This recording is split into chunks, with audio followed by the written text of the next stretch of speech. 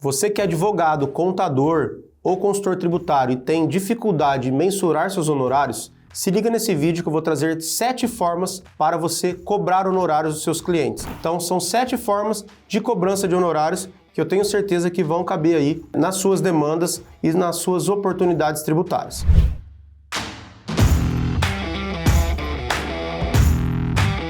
Fala pessoal, meu nome é Elcio Guiotto, sou consultor tributário há mais de 22 anos, atuo com consultoria tributária tanto para pessoas físicas quanto para pessoas jurídicas e nesse vídeo de hoje eu quero trazer para vocês 7 formas de cobrar honorários dentro da consultoria tributária e também do contencioso tributário. Então são formas de cobranças de honorários que muitas vezes ajudam vocês a fechar propostas, atender os seus clientes de maneira efetiva e atender também a necessidade do cliente, principalmente em relação à forma de pagamento, porque isso é uma dor muito grande do mercado e muita gente tem dificuldade em como precificar os honorários. Então, se você entender as formas de precificar, você consegue fazer aí de uma maneira mais fácil a cobrança dos honorários. Então, a primeira forma de cobrança é honorário fixo. Então, o que é cobrar honorário fixo? É quando você tem uma demanda que você tem uma real visão ou noção do tempo que você vai demandar para realizar aquele tipo de trabalho. Então, por exemplo, um estudo tributário. Você vai fazer um estudo tributário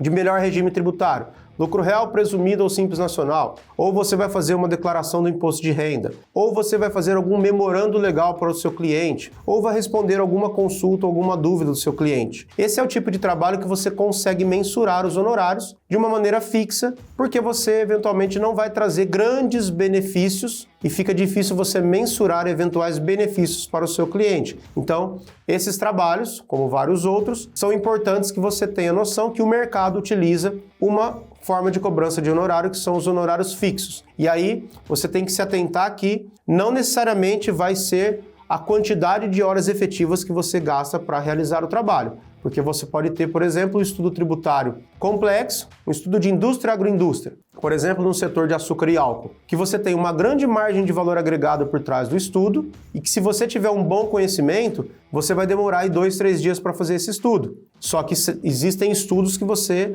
acaba cobrando 60, 70 mil reais. Nossa, mas 70 mil reais para um estudo de 3 dias? Sim, porque você estudou 20, 30 anos para ter conhecimento e condições de realizar um estudo daquele de uma maneira mais aprofundada, com nível de detalhe muito maior. Então, os honorários fixos são utilizados para quando você tem a demanda definida, você consegue mensurar o quanto você vai gastar ali de horas, então é muito mais fácil e o mercado utiliza essa forma de cobrança, então já é usual do mercado, é mais fácil para você conseguir angariar novos clientes e novos trabalhos. A segunda forma de cobrança de honorários é honorários de êxito, ou seja, são honorários que estão intrinsecamente atrelados ao benefício econômico do seu cliente. Esse é o tipo de trabalho que a gente realiza, principalmente de levantamentos de créditos, que contemplam essa forma de remuneração. Então, muitas vezes, nos levantamentos de créditos, todos os nossos honorários estão vinculados a um percentual de sucesso do cliente. Então, se você levantou lá 1 milhão de honorários, você tem 10%, 15%, 20%, 30%. E aí depende muito da forma de cobrança do honorário de êxito, o percentual vai depender muito do tamanho do cliente. Então, se você tiver fazendo uma empresa que é de um middle market, uma autopeça, um supermercado, uma transportadora, um cliente com menor volume, normalmente o mercado começa trabalhando com 30%, que pode chegar a 25%, 20%. Aí depende muito da sua região, depende muito da quantidade de oferta e procura para esse tipo de trabalho, mas ele pode chegar ali a 10%, 12%, 9% se você estiver atendendo grandes empresas. Empresa que faturam 300, 400, 500 milhões, é muito improvável que você consiga fechar uma proposta de êxito de 25%, 30%. Então, os honorários de êxito eles são utilizados para os trabalhos de levantamentos de créditos, onde o seu benefício vai depender muito do benefício que o seu cliente vai ter. Aqui tem 2 pontos muito importantes. Primeiro você tem que saber que o seu cliente vai te pagar na medida que ele tiver o benefício econômico. Então, no passado, se a gente pegar aí há 10 anos mais ou menos, o mercado trabalhava de uma forma. Fez o trabalho, levantou os valores, honorário devido. O cliente nem tinha ainda conseguido, eventualmente, alguma economia financeira, os honorários já eram cobrados. Hoje não, hoje o mercado já não trabalha assim, o mercado se adaptou e não aceita mais essa forma de cobrança quando ele não tem efetivamente um efeito econômico. Então, os seus honorários vão sempre estar atrelados ao benefício econômico. Levantou 100 mil, o cliente compensou um DARF de 100 mil, ele deixou de tirar o dinheiro do caixa, ali é o gatilho para a cobrança dos seus honorários. Entregou um pedido de ressarcimento hoje, mas o cliente vai demorar 6 meses para receber, 9 meses, 4 meses, depende muito. Os últimos casos que eu tive foram 3 meses, então não demoraram muito, mas eram clientes do agro, e o agro acaba recebendo um pouco mais rápido, mas os nossos honorários eles ficam atrelados à data do recebimento.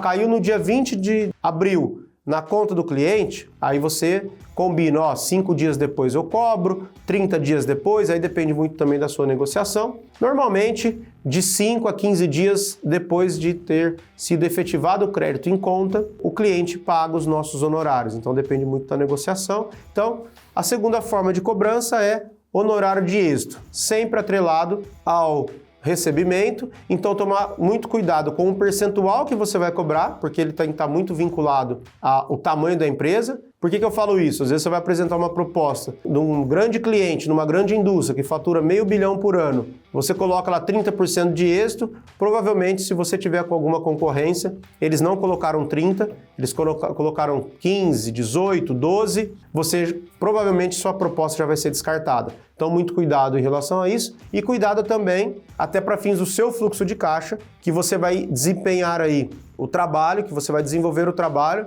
que muitas vezes demora semanas para ser concluído, mas você eventualmente vai receber seus honorários daqui 3, 4, 5, 6 meses. Então, muito cuidado que você também tem que colocar isso no seu fluxo de caixa, que talvez é um trabalho que você vai fazer hoje, mas vai demorar alguns meses para receber. O cliente está usando aquele crédito para compensar? Então beleza, então atingiu o objetivo ali, que é ter um efeito caixa, o cliente está deixando de pagar imposto e está compensando, você tem ali direito a cobrar os seus honorários. Então essa é a segunda forma de cobrança de honorário. A terceira forma de cobrança são as cobranças de honorários com base em horas empenhadas. Isso acontece quando você não consegue mensurar a quantidade de horas que você vai empenhar ali para realizar o trabalho. Então muitas vezes você pode falar, olha, eu não tenho como mensurar ainda, é um trabalho muito grande, é um trabalho que vai demorar meses, então na medida que eu for investindo o meu tempo, à medida que for incorrendo essas horas, eu vou cobrar uma taxa horária, e aí depende muito da sua autoridade, depende muito da quantidade de tempo que você tem de experiência, mas o mercado da consultoria tributária cobra entre 300, 500, 700 reais, depende muito aí do perfil do cliente e também do tipo de trabalho, e depende muito também do problema que você vai resolver para aquele cliente. Então, se é um cliente que fala assim, olha, eu quero ter um canal para sempre questionar você sobre algum tipo de dúvida. Você não consegue saber se o cara vai perguntar algo que vai demorar 10 horas de pesquisa ou se é algo que você sabe responder de bate-pronto, só que também você investiu horas para fazer isso em outra oportunidade. Ou seja, às vezes você vai falar, olha, eu tenho isso, mas eu vou te cobrar 6 horas de R$500 a hora, R$3.000. Então, quando você não consegue mensurar as horas empenhadas, você pode abrir uma possibilidade de negociar por horas incorridas. E aqui vai uma dica para vocês. Sempre que vocês tiverem um trabalho muito grande, que for acordado, que o cliente solicitar, que seja mensurada as horas ou que seja pelo menos avaliada uma quantidade mínima de horas, eu sugiro que vocês coloquem um limitador.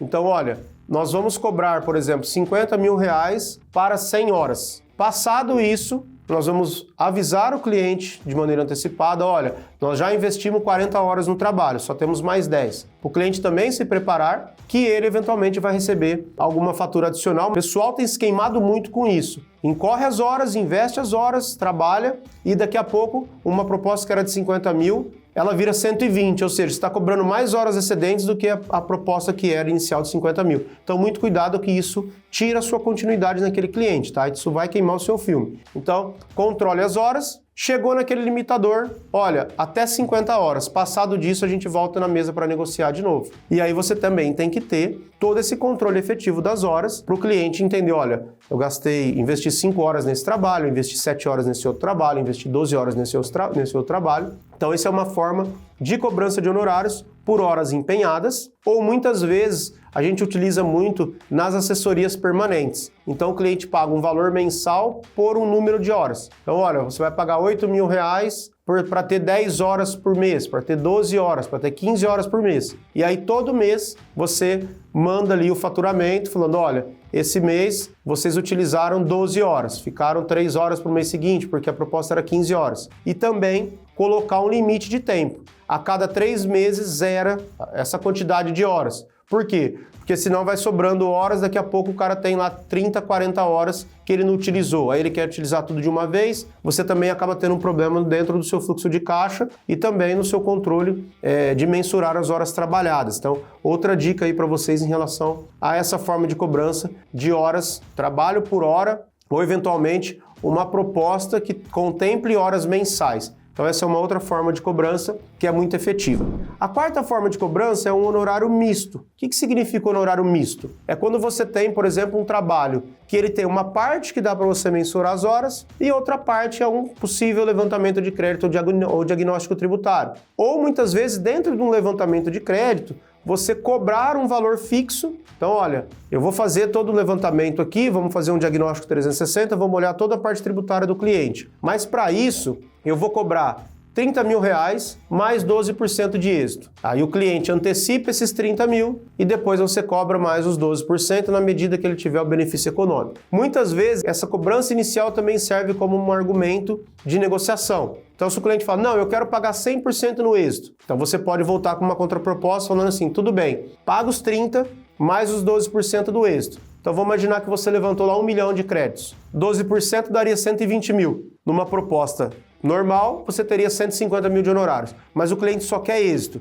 Então, o que acontece? Você deixa um parágrafo na proposta. Sobre os honorários de êxito, nós vamos descontar o eventualmente fixo que você já me antecipou. Então, na hora que for cobrar esse 120, você desconta o 30 que ele já te pagou, você só cobra 90 mil. Então, essa é uma outra forma de cobrança que a gente fala de cobrança mista. Então, você pode mesclar aí a cobrança entre fixo e êxito, até para você garantir um valor para pagar pelo menos as horas empenhadas se eventualmente você não encontrar nada. Esse tipo de cobrança, quando você pede algo, coloca na proposta um honorário inicial ali de valor fixo, acontece muito quando você atende as empresas de middle market para cima, empresas maiores, porque elas já estão acostumadas com isso, como elas já têm um controle muito efetivo, muitas vezes tem grandes equipes ali dentro do fiscal, do tributário, da contabilidade, é muito difícil ter valores expressivos. Pode acontecer? Claro, sempre acontece, a probabilidade de acontecer não é tão pequena, só que talvez você encontre, se você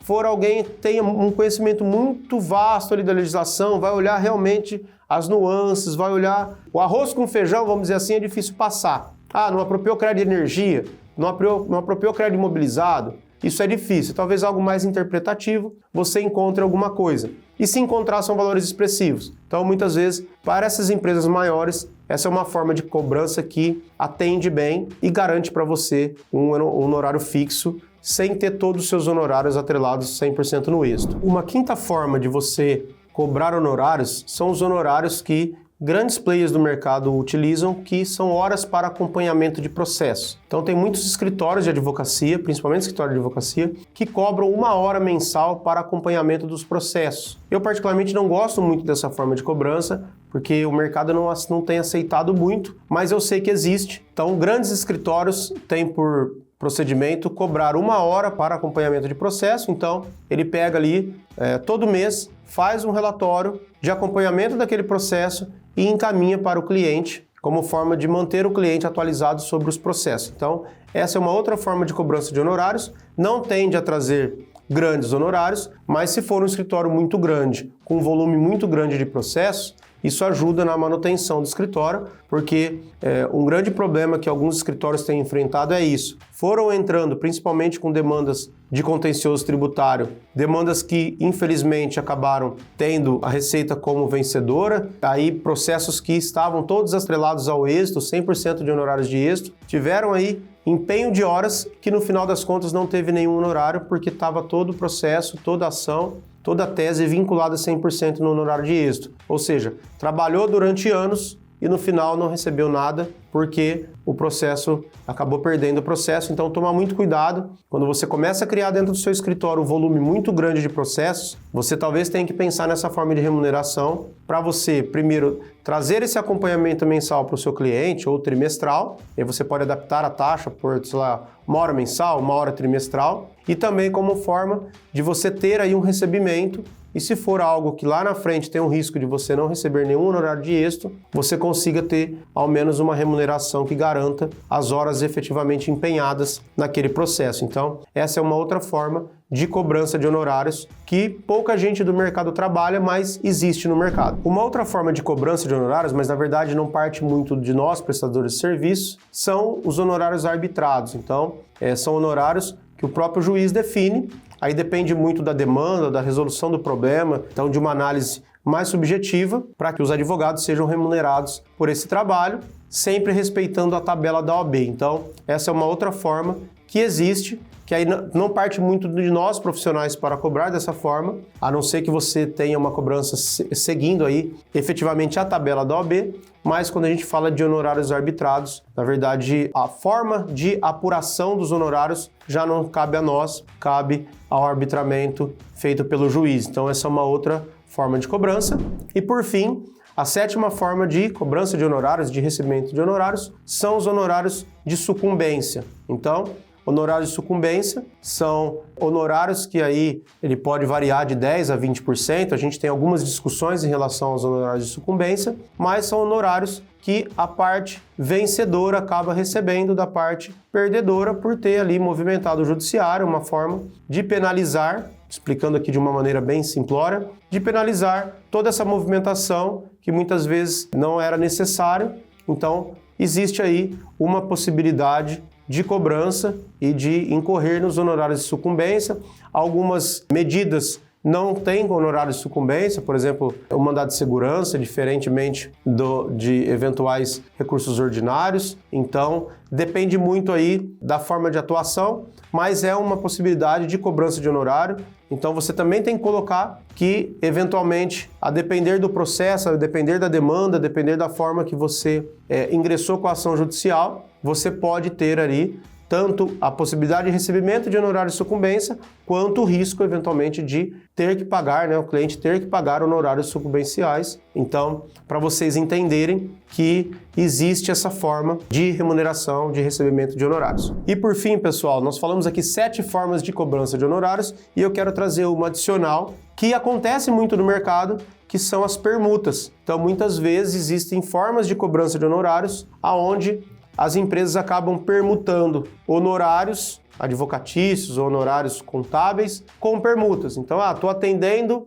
um hotel e aí ao invés dele me pagar os honorários daquele trabalho que eu fiz para um hotel, ele me dá ali 10 diárias para poder ficar no hotel. Então, tem alguns trabalhos, tem algumas situações em que você consegue permutar esses serviços, não deixa de ser uma forma de ser remunerado, tem todas as implicações tributárias, então é uma outra forma também que nós temos aí para faturar e para poder ter recebimentos de honorários. Então nós falamos aqui de 7, mais uma forma adicional que é a permuta, que pode também, a depender do caso, ser utilizado aí na sua prestação de serviço de advocacia ou de serviços contábeis ou eventualmente da consultoria tributária, sempre lembrando que vocês precisam avaliar se existe algum risco de permutar esses tipos de serviço, se tem alguma questão em relação aos órgãos de classe. Então, tomar muito cuidado também se não tem nenhum empecilho aí para utilizar a permuta como uma forma